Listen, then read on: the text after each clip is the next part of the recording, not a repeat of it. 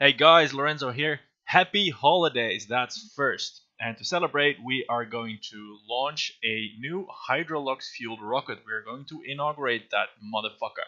But first, let's launch two leftover probes we have. The first one is going to go to Jupiter and is inconspicuously named the Jewel 1. Now these are the probes we've seen many a time before, therefore we're going to do this quickly. The first stage burnout happens pretty much as planned, but in trying to change the trajectory, the separation ends up at a little bit of an awkward angle. And this actually leads to a wasted ignition. The engines don't ignite, and we have wasted a little bit of engine igniter. Now, I don't think the simulation works as such that you can end up with like one or two engines ignited. That could be trouble, but for now they work as a unit, and after a little bit of RCS tinkering, they do ignite. Here they go. Furthermore, the probe keeps on burning forward on its HydroLox fueled second stage. Builds many solar panels to provide power at Jupiter, burning at night, burning at day, burning, and even burning the last stage. Astute viewers will have noted that the remaining delta V in the maneuver node and the remaining delta V in the stage do not match, and indeed this probe does not have the delta V to go to Jupiter. That's what you get for launching rockets without doing the math. It's not gonna make it there, not by a long shot. That said, it's still going to be the probe that reaches the highest of any of our probes, so we're going to still keep an eye on it and check out if our systems still work at that distance. More on that in future episodes. So that's one more deprecated rocket left, the Quicksilver one. We're going to send that to Mercury, which should go a lot better because it's closer than Jupiter, and also our solar panels should work more better because Jupiter's really close to the Sun. Here the trajectory is a little bit high. I'm fixing that here by burning downwards with the second stage, but more importantly, a better launch window has opened up. So we're time warping forward to do that. Now launch windows of course don't just appear and open up, you miscalculate them and then you have to wait. A problem has arisen. Whilst waiting on orbit, the second stage has almost run out of electric charge. It appears that the cryogenic tanks require electricity to keep the fuel cool, and that has run down the electric.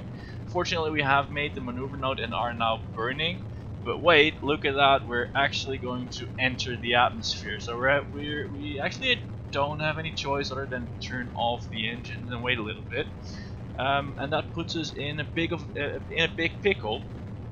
Because the electric charge is still running out. The two solar panels cannot generate enough.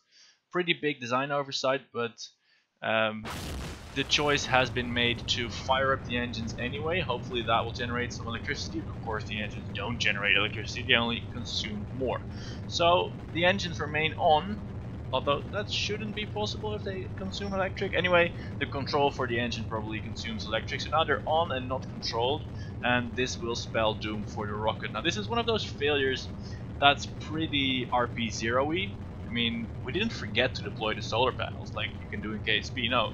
We just didn't account for the extended electric consumption with the second stage attached in Leo, which has caused this problem. And now of course the rocket is going to careen into the atmosphere and not have such a great time. It did go to space, but it's not going to Mercury today, I'm afraid.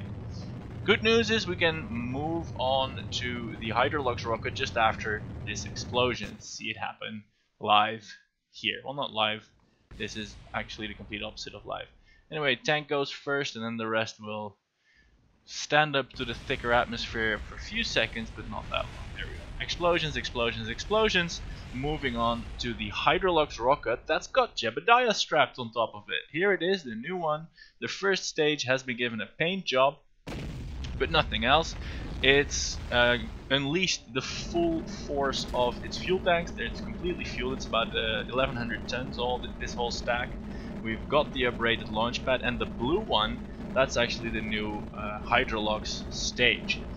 Combined delta V for this rocket about 15 kilometers per second, which is similar to the previous ones, but the top stage is much more capable, and that's very nice in man-rated boosters that have to be safe and reliable, you know. A construction flaw in the rocket has tanked the frame rate, so we're not going to watch this too much, but here we are at first stage burnout. That's still at a pretty high G load for Jebediah, but it's not technically off the charts anymore, so the guys at Mission Control are pretty happy with that. It's just peaking out for a second or two at 15 Gs. Probably not very nice, but technically survivable. Anyway, here we are moving on to the second stage, the HydroLox stage. First time ignition of this stage in the real world outside of simulations, and it is performing pretty well. The engines here are low thrust, high efficiency, so this stage takes about 7.5 minutes to exhaust its propellant. And the next node in the R&D tree that we're aiming for will have bigger, higher thrust second stage HydroLox engines. That's something I want to do. Anyway, for now we are going to try and intercept the trajectory to the moon, which the result of which I will spoil right away.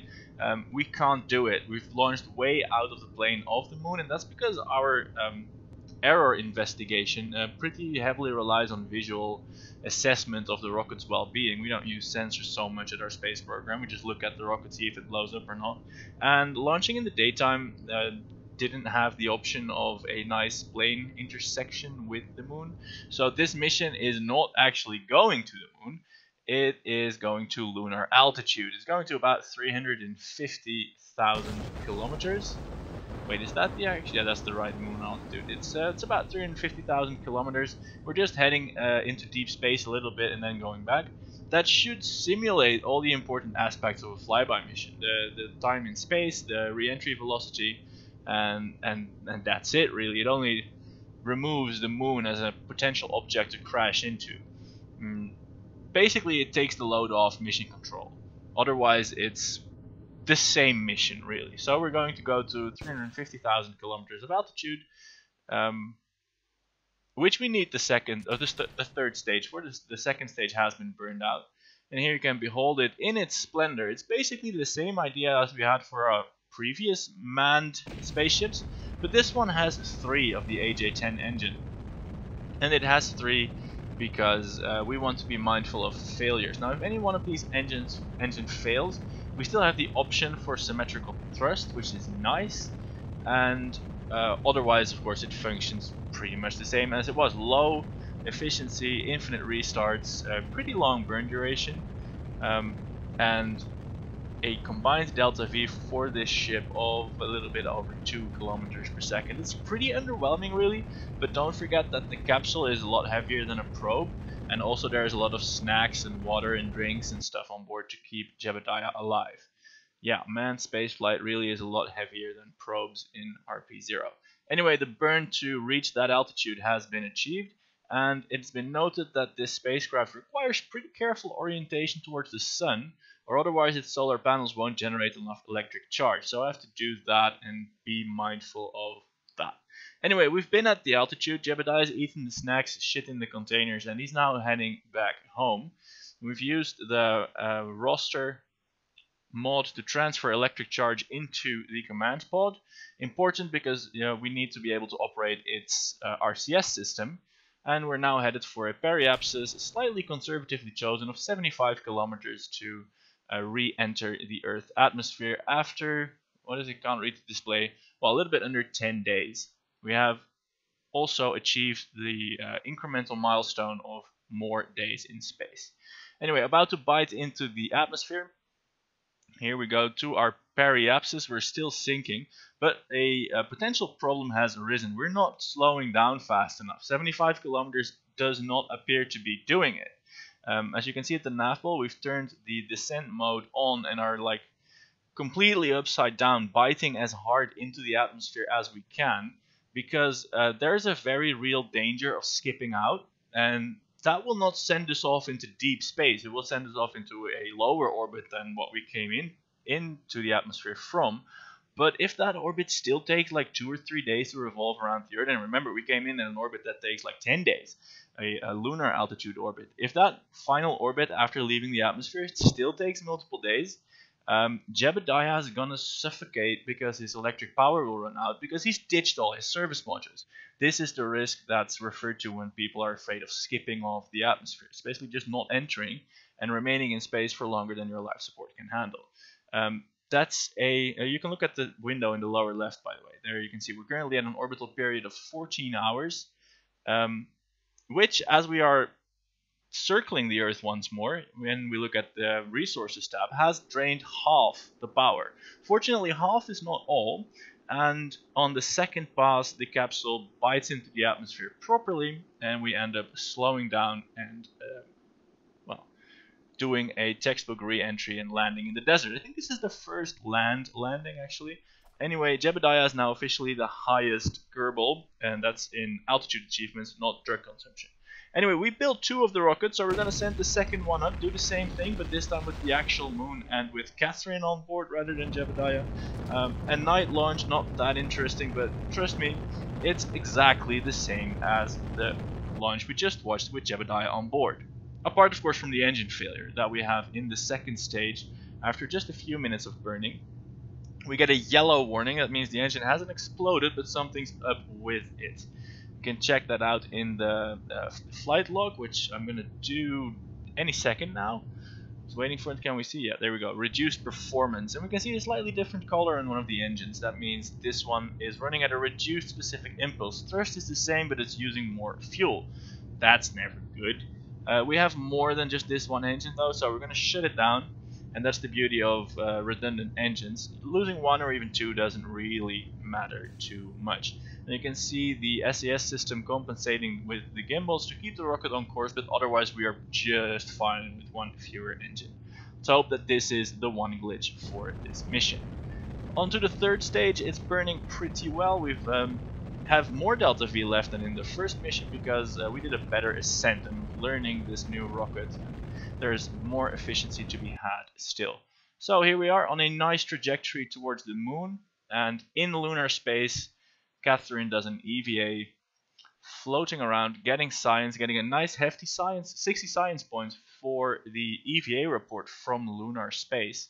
Jebediah may have been the highest, but Catherine sure has had the best adventure so far. I wonder if we're going to turn around the camera and actually see the moon. This is something I wanted to do, but I don't remember if it actually happened. Anyway, trust me, we're in lunar space here. Way outside. Yeah, there it is. Just 1 second of lunar glimpsing. Very reminiscent of actual missions. Lots of planning, lots of burning, not so much actual stargazing. Anyway, here we have the map view. We're going back to Earth now. We have accomplished part of the mission, which is to actually go to lunar space. Now we need to go back. And we have asked MechJeb to calculate a trajectory that will put our periapsis at 65 kilometers rather than the perilous 75 that Jebediah just did. So his experiments have paved the way for a safe return of Catherine. Now, what I'm doing here is disabling the 2 outer engines. I already did that. I disabled the 2 outer engines on the spacecraft to have a lower thrust burn for more precision, because otherwise we may over or undershoot by a lot and need a lot of RCS to compensate. Either way, we have a periapsis at 65 kilometers, more or less, and let's see how that goes for us. About to separate the capsule, and 1 second after pressing the button, Catherine realizes her terrible mistake. She hasn't transferred the electric charge. There is no electric charge in the capsule. There's lots in the service module, but there's nothing in the capsule. What that means is no RCS. What that means is parachute deployment, very questionable. What that means is heat shield separation, very, very questionable. What that means is no descent mode, no control whatsoever. We're going to enter the atmosphere now, whatever orientation we are going to enter it. There is no way to influence it. We're going to go completely ballistic, no steering through the atmosphere. Everyone is super scared. By a stroke of genius good luck, as you just saw, the capsule had a tiny amount of rotation that over the time warp amounted to a perfect but first entry position. And even the ballistic re-entry was a little bit rougher than Jebediah's. It tops out at about 9 Gs here in a bit. Still didn't burn through the heat shield, didn't crush Catherine. So this woman already once resurrected from the dead, if I'm not mistaken. Pretty much invincible. Called in a lot of good luck karma points here. You can see at the resources window there's still absolutely no electric charge. One challenge left is, can she manually deploy the parachutes? I have no idea. Pressing the button now, fingers crossed.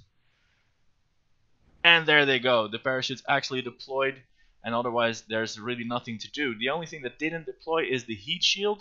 That's still attached. That's making the re-entry of the splash here a little bit more violent than it had to be, but that's all. That's really a very small penalty for a massive mistake. Anyway, we're back on Earth. I hope you enjoyed this episode. We're running a little bit over the allotted time of 15 minutes, but I hope you don't mind. Don't forget to like this, subscribe if you haven't already, and check the next episode out below. I'm Lorenzo. Thanks for watching. Goodbye.